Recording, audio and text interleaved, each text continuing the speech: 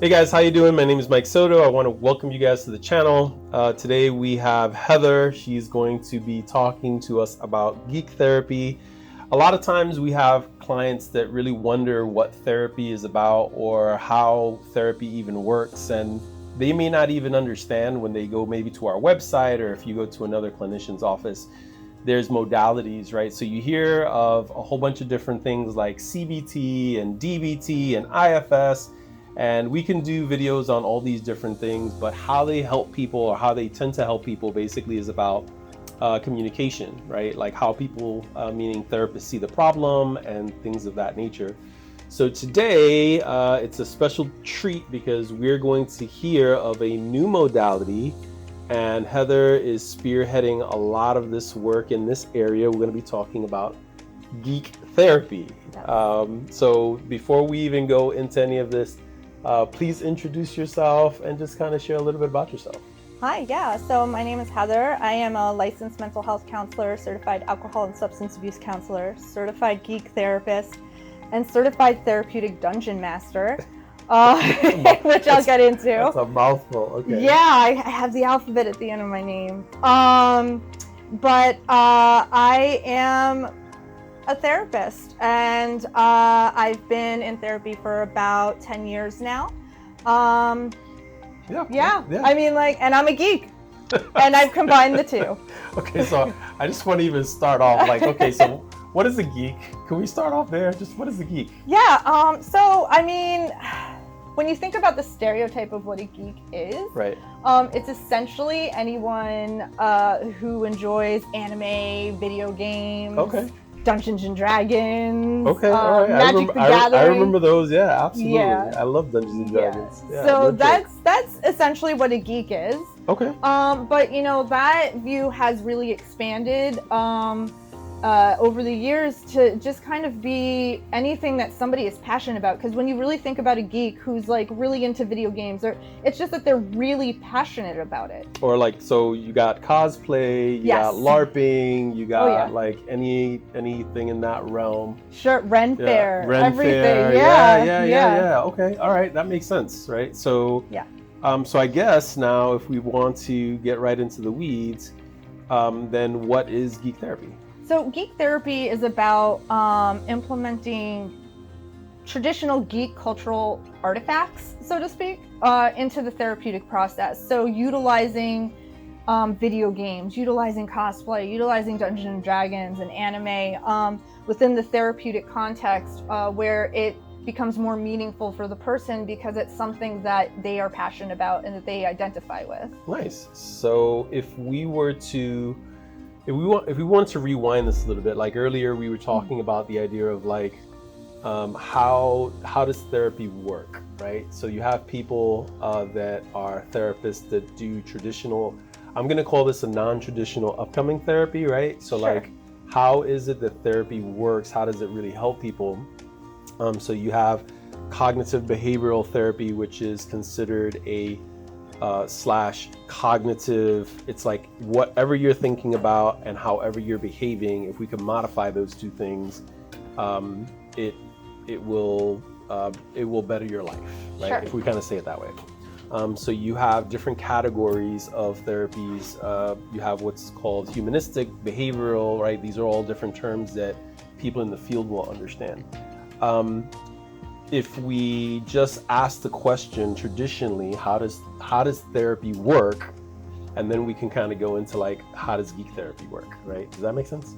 Yeah. Right? So how does therapy traditionally work, right? Someone comes to you and says, I have anxiety, right?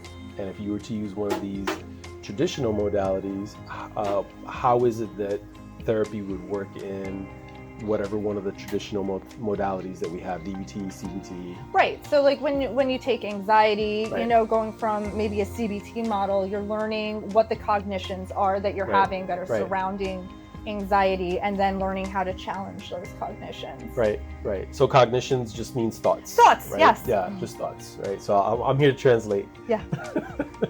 So when we start talking about a traditional way of thinking about therapy, and by the way, I don't know how old CBT is, but technically speaking, someone had an idea of human behavior and how it works, and they came up with this model, and Sure. here's somebody else spearheading a different way of thinking about it using this, this moniker, geek therapy, right? This way, right?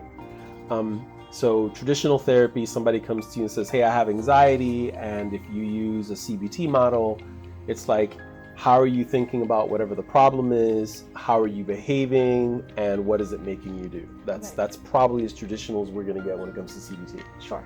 So then if you're a geek and you want to understand it from a geek perspective, how would you explain therapy from a geek perspective? Yeah, so I mean, geek therapy is very eclectic because it isn't about utilizing geek therapy. Geek therapy is the method of administering the therapy. So we're still doing the same therapy, CBT, DBT, humanistic. We're still doing those therapies, but it's wrapped up in a geek therapy package. Yeah, right. I love it. So like when you think about I don't know, thought challenging, maybe you could use anime, and how our thoughts and behaviors interact. Anime actually, it's interesting. The way anime is written is in a way that people can identify with, right? So the writers of anime are usually basing the characters off of people in their own lives that struggle, or themselves who struggle with mental health issues. Mental health is a major factor in anime. Wow. It's all about the main character having some sort of mental health crisis or difficulty and then working their way through it. That is what anime is entirely about. So like when you take Naruto, for example, a very popular anime, and if you want to start watching that, you have like maybe 2,000 episodes to get through. But but if you take Naruto was written, the writer knew someone who struggled with ADHD, and that's who Naruto is. Naruto was a child who was struggling with ADHD and learning how to manage those symptoms in a way that not only protected himself but protected his friends, because there was a lot of consequences that came out of his actions. Wow. For his friends. So so I didn't even know that, right? So immediately what comes to mind is how so we help families as well. And sometimes I'll get very traditionally minded parents, if I kind of say that, where they're looking at cartoons, right? They're looking at anime and they're saying, my son is 15 years old and he's still watching cartoons. Yeah. Right? And now as you're kind of explaining this, it seems to add like a little bit of a different twist to what we're actually looking at, and another avenue of understanding, right, or connection. Well, yeah. So, and that's why anime, when you have someone who is very passionate about anime, there's a reason. Usually, you can find that out very simply by asking, what's your favorite anime? Who's your favorite character? And more often than not, that person identifies with that character for a reason, because maybe they are struggling in the same way they are. And watching that anime brings hope, because this character is making their way through the issues, and it's kind of bringing hope to them that there is an avenue, right? It isn't all hopeless, right? If Naruto can control his behaviors and gain control over that ADHD, maybe I can. Wow. Okay. Yeah. That sounds fantastic. So like, I usually try to simplify for my clients the idea of the therapeutic process, and I'll say something like, let's identify what the problem is, right? Let's build awareness around the problem, and then let's find something that is more adaptive. So if the problem in this case, using Naruto, maybe is ADHD, right? And the behaviors are, I can't focus. I guess we're using Naruto as an external example of the internal problem. Sure, right? yes. Okay. And then exploring, well, how did Naruto come to gain control over impulsivity? Right. What did he learn along the way? What were his struggles? Right. How does that translate into your life right now? Do you see some similarities? Right. And discussing those similarities. Awesome. Yeah. So there is this really reminds me of, there's another modality called IFS, which is internal family systems. And basically, in a nutshell, the idea is that everyone has different parts to themselves, Sure. right? So there's a part that ties your shoes, there's a part that brushes your teeth, that gets you dressed, and there are other parts of you that protect you. There's protective parts, right? Sure. And then there's your true self. So that's like IFS in a nutshell. And when I kind of hear this aspect of geek therapy, it's like you're personifying these parts, but you're using different characters of anime or Dungeons and Dragons or anything within your realm. If Yes. I kind of use that word, right? D&D is really great for that because it also provides an environment where you can test different parts of yourself out. Right. And the whole point there is that you are in a world in D&D, and there are consequences for your actions. So it is really testing out different aspects of yourself that you kind of are maybe a little apprehensive about doing in the real world because of real world consequences. But D&D provides that safe space where I can test this out, and I know that, you know, I can learn something from this and not maybe have one of the harsher, more realistic consequences happen, absolutely. You know? Yeah. So one of the things that comes to mind was something that you shared with me a while back ago. So it was interesting. A while back ago, I used to be on an ambulance, and I used to have a partner, and she used to suffer from a tremendous amount of anxiety, right? Now, the crazy part was that when we were in the ambulance, she was cool as a cucumber. Like, you would never know that she had anxiety. And she's sharing this with me, and I'm like, are you sure? Like, are you sure you have anxiety? So this is obviously before I was doing therapy, but, you know, and she said there's something about the uniform as soon as I put the uniform on, right? Right. And it reminded me of something that you and I were talking about, where here's a person and this is like the struggling part of themselves, and now you help them create a new character. Yes. So you want to talk about that a little bit? Yeah. So I believe we were talking about D&D character sheets. Yes. So where you can actually create yourself, you can also create your idolized self, but also your flawed self. Right. And learning how to merge those different characters into who you truly are and being comfortable with that. Because you'll find that a lot of the times, you know, people move towards the idealistic characters, but then there are a lot of blocks when it comes to D&D and navigating that character, and that actually the flawed self gets further than the idolized self. Wow, that's really good. I like that. I like that a lot. And of course, life is a maze, right? As you're getting through the maze of D&D. And you roll the dice and it feels like life is chance. 100%, yeah, and those ones though. I guess I used to be a lot more geeky. So because back in the day I used to play Dungeons and Dragons, but I used to color those little tiny figurines right?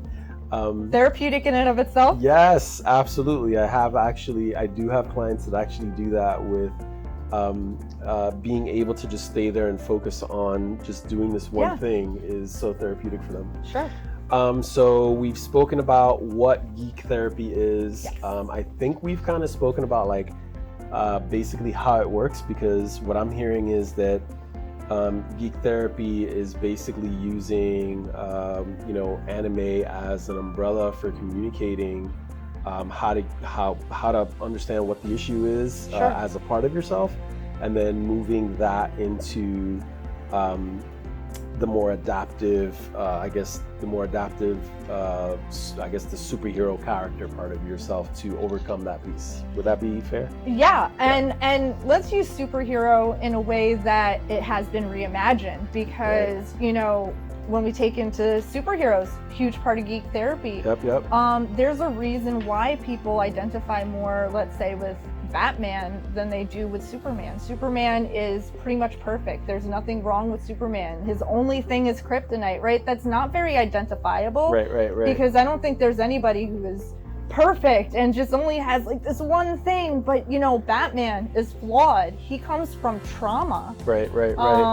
He's more relatable, He's and that's human. where he's human. Yes.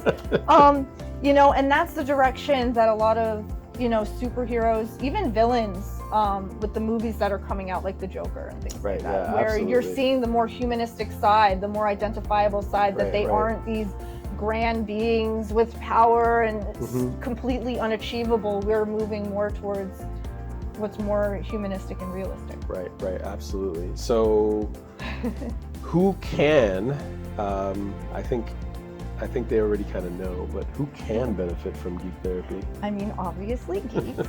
Geeks can benefit from geek therapy because, you know, like as you mentioned earlier on, it is about communication. And in the geek therapy world, in anime and video games, in D&D, there's terminology there that, you know, someone who doesn't engage in those things might not understand. So it is a way of also communicating using terminology that would be understandable. So of course, I'm sitting here, I'm watching this, and I think to myself, I'm not a geek, and it's not really my language, it's not really my forte. Sure. What would you tell that person? I mean, I would tell that person, like I said earlier, that the word geek is now becoming transformed in and of itself. Everybody is a geek. They are a geek about something. Yes. It boils down to your passions. What are you passionate about? What are you super excited about? And that could be gardening. That could be UFC. That could be cars. Okay. But all right. you're passionate about it. You're geeky about it. You're geeky about it. You know a lot about it, right? Yes, that makes sense. That makes total sense. So we're all geeks to some We're point. all, We're all I'm geeks sorry about to say, something. we're all geeks. Okay, good. I like geek that. Geek is a good thing. Geek is a good thing. So one of the things that I was just thinking about, even as we were talking about it, was that this is not reinventing the wheel, right? No. Because like there have been, and there's some therapists that work off of what's called like sand tray or play therapy, right? Exclusively. And a lot of people, even therapists, when they kind of first start this, think that play therapy or sand tray therapy is just for kids, right? Like you hear this idea of play therapy and you're thinking, oh, this has to be for like a teenager or for little kids, right? Yeah. You know, but interestingly enough, I hear this and it reminds me of the techniques that we use or that are used, because I'm not a play therapist, but techniques that are used in play therapy or what's called sand tray therapy, where you're taking a persona and looking at yourself or looking at the issue, and then somewhere along the line within this process, you're thinking of something or someone more adaptive, and you're, you know, trying to align your true self to that more adaptive persona that you're creating, right? Sure. And that could be from being a traditional geek in anime, or as I'm hearing, if you like muscle cars, then it's like you can start off with a Pinto and end up as a Mustang. Sure, yeah. It's like, so that would that be fair? Yeah, right? that would be fair. Okay, that would be fair. right. Yeah, Cool. exactly that. And I think what really gives the empowerment with geek therapy is that obviously, you know, I'm a geek therapist. It doesn't mean that I know everything about every single geek subject. It really gives, you know, the client the ability to be the professional in the room, the ability to be the teacher and teach me something new. Right. So that I can more fully understand. Right. So that even reminds me of like, so all therapists, at least here in New York, have to go through something called cultural competencies, or multicultural competencies, where if you're dealing with someone that really is not of your culture, you know, any foreign culture, doesn't matter what that would be, and you know, we have to learn from them what it is that, you know, their goals and dreams are based on, you know, on who they are, Sure. right? So it's like there's a huge amount of like respect. There's a huge amount of learning. There's a lot of back and forth interaction in this process, right? And I can hear that coming across, pretty clearly in this idea of geek therapy. Well, yeah, not only is the traditional sense of cultural competency taken into account within geek therapeutics, but within the geek realm, cultural competency, because someone who's interested in anime is not going to be technically the same as someone who views things from a video game perspective. You know what I mean? Right. So it's also learning the different cultures within the geek community. Right. And as it would be like someone who plays D&D it's going to be different than someone who enjoys muscle cars. That's right. Yep.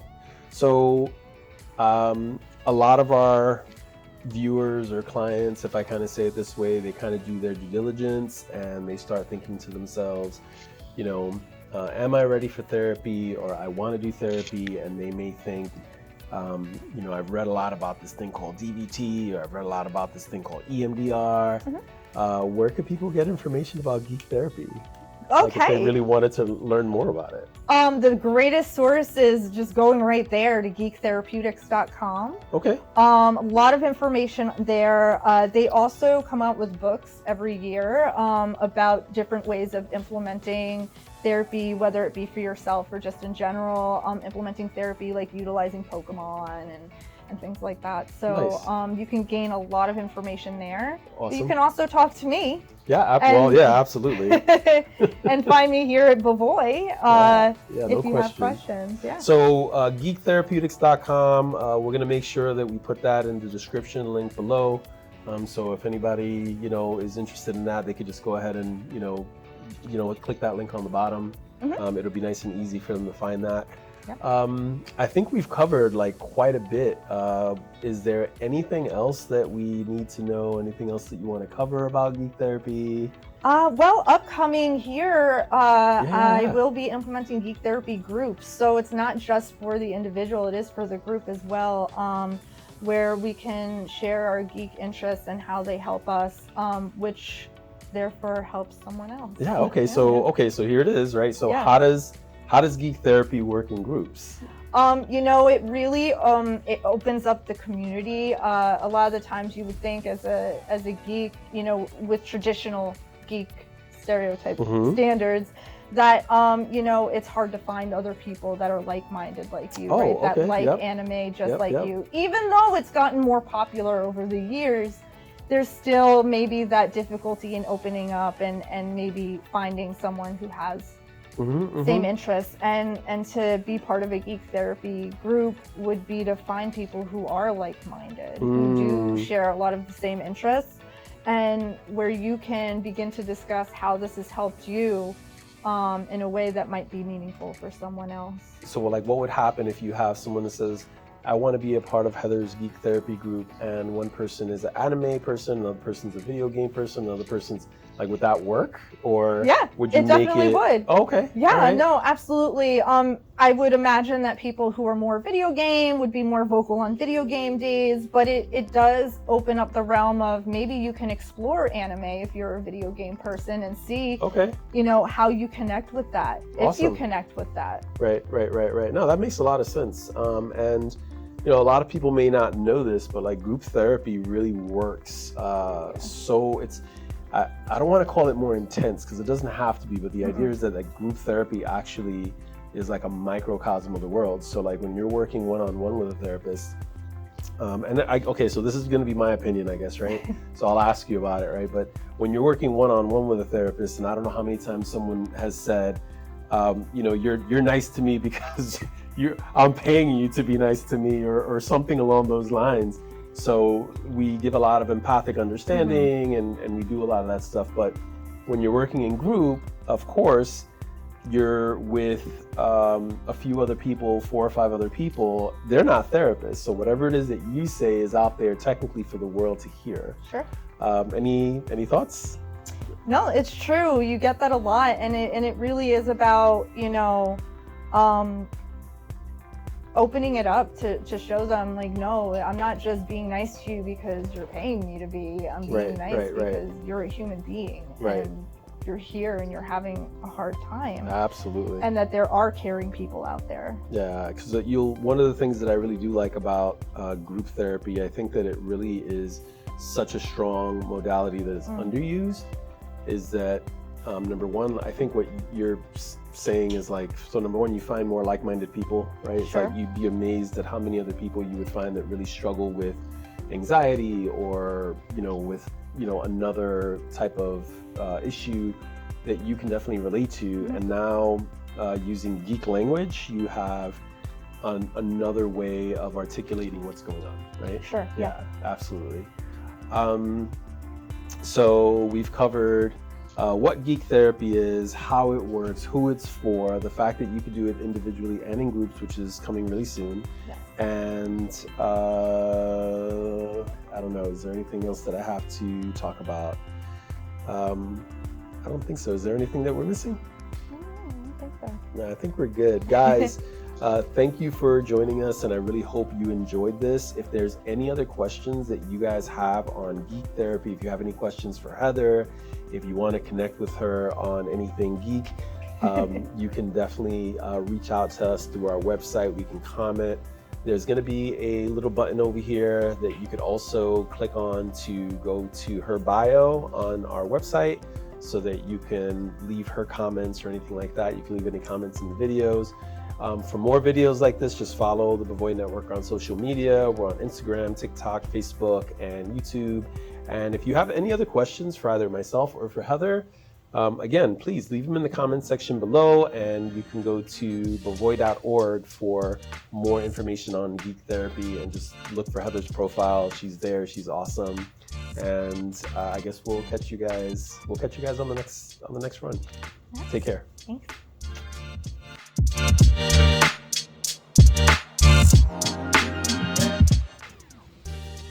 Deuces. That's going to be part of the B-roll, I'm sure.